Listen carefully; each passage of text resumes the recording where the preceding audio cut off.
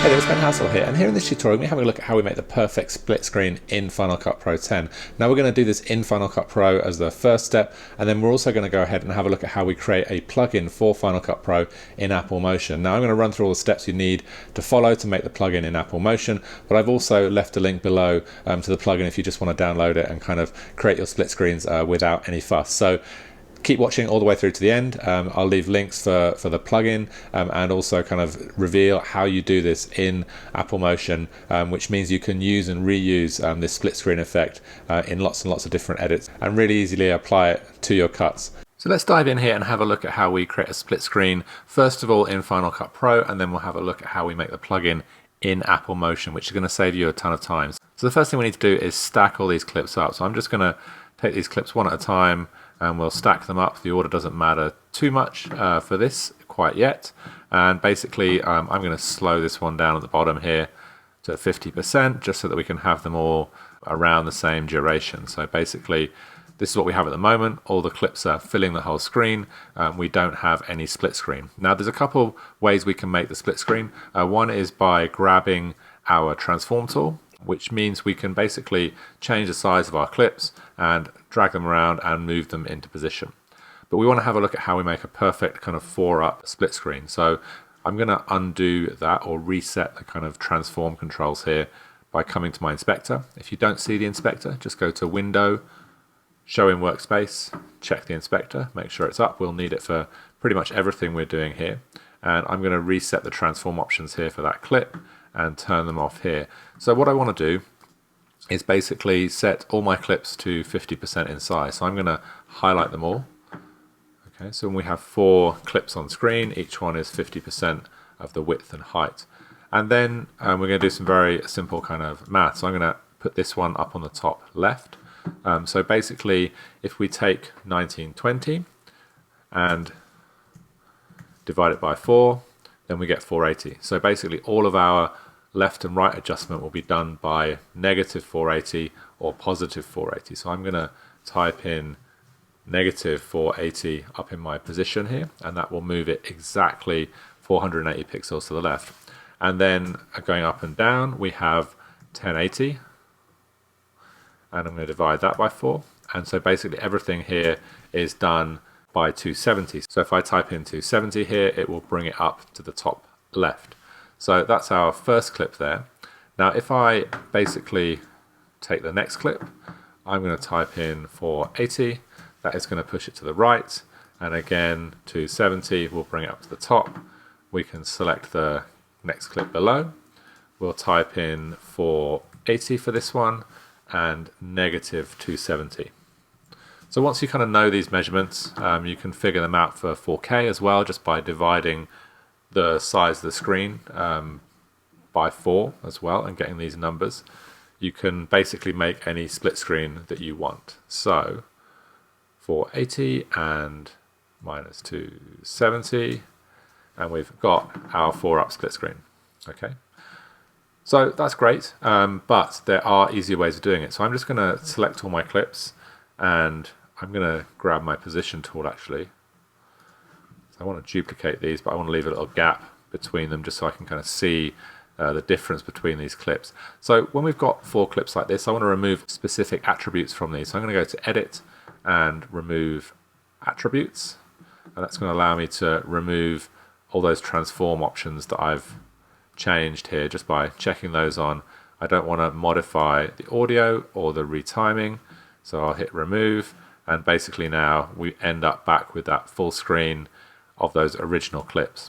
So I've made a plugin in Final Cut Pro, so I'm going to come to my plugins here, and this is what we're going to make, this split screen plugin. And basically if I double click on it with all those selected, it's going to put them all up at the top left. And basically for these plugins, I've created it so I can put my clips on the top left, top right, bottom right, and bottom left. So all the measurements are kind of plugged in there, everything's lined up perfectly, and this is what we're going to go ahead and have a look at how to make.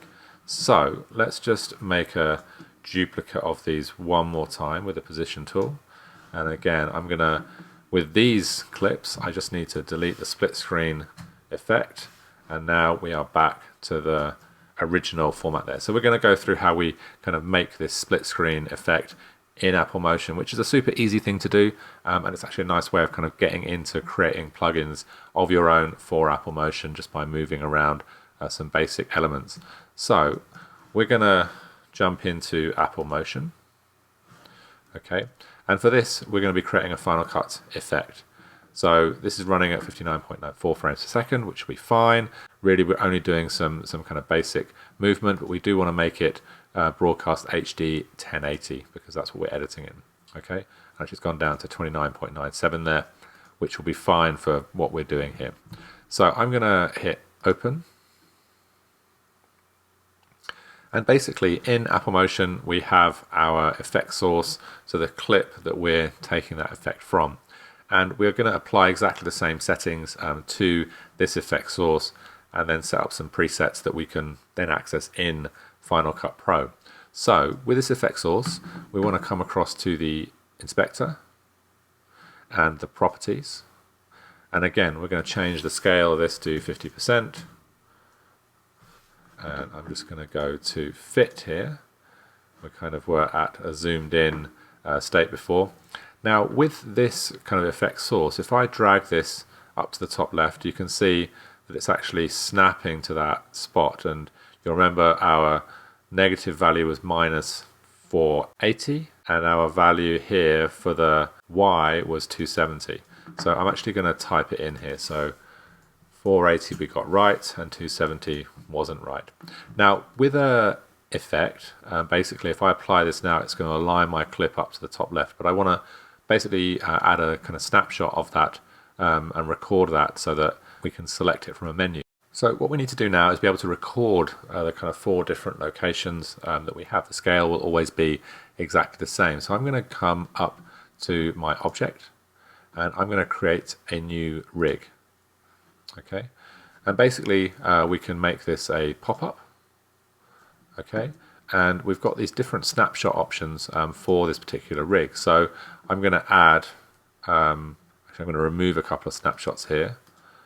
So we've just got snapshot 3. I'm going to add a snapshot here and I'm going to call it top left. So my top left of this.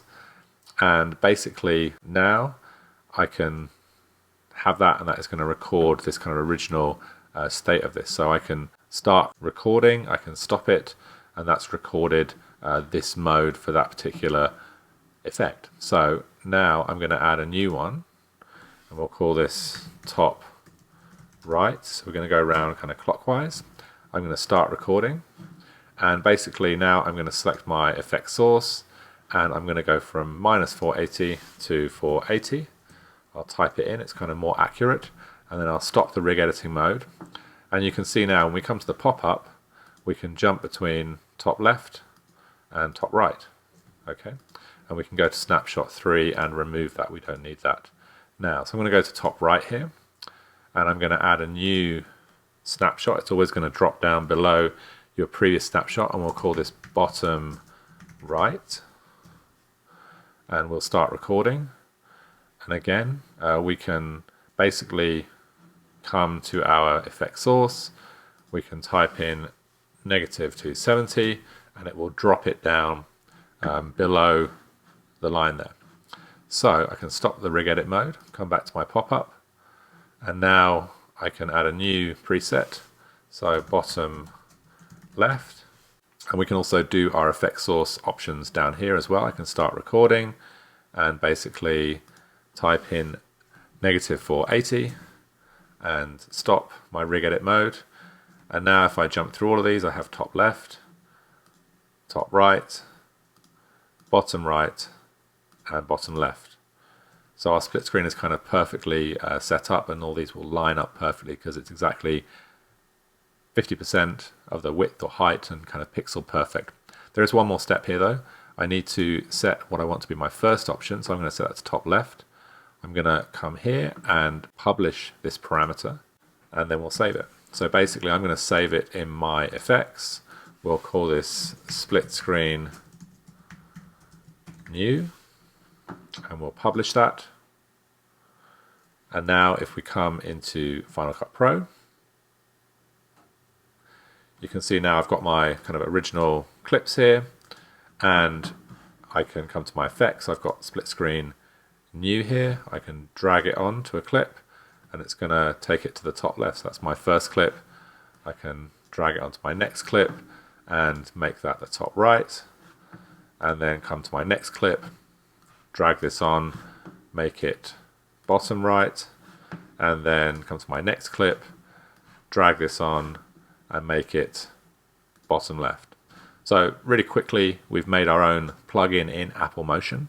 Nice thing about doing the split screen in this way is that now we can come into something like our transitions, and we could add a movement transition. So let's come to a quick slide. So we can drag on a slide. I'm going to delete the slide at the end. They don't always work that well, but basically now my slide, let's stretch that out a little bit. My slide is sliding my clip in, so I can have that come in from the top left.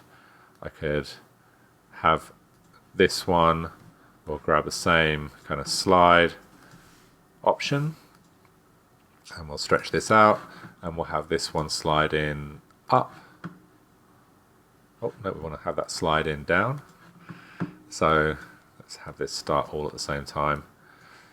So now we've got our clip sliding in, and we can continue to do that for our other clips as well. So we could shorten these a little bit and then bring in our slide here and here, and we'll have these two kind of slide in there, and then this one I'm going to have it slide in up, and this one slide in right. That works. So okay, so we've got a nice kind of quick split screen plugin for Final Cut Pro 10. We could also do the math so that it was divided by 3 if we wanted a 9 up kind of setup here, and we just have to figure out where the center point for that particular plugin would be. And as you can see, we've got just some simple options here, and we could modify those. I think in the version I made previously, I had it so I could actually kind of manually change the position and the scale as well, but you can modify those options as you want to. So hopefully that's a quick overview of how to make a split screen either directly in Final Cut Pro 10 or how to create your own Apple Motion plugin. And obviously this plugin you can share with the world, and there is a link below to kind of go and grab the plugin. If you don't have Apple Motion, or you don't have time to go through the extreme rigmarole of actually making that plugin, then yeah, just grab the plugin. Otherwise, I look forward to seeing you on the next tutorial.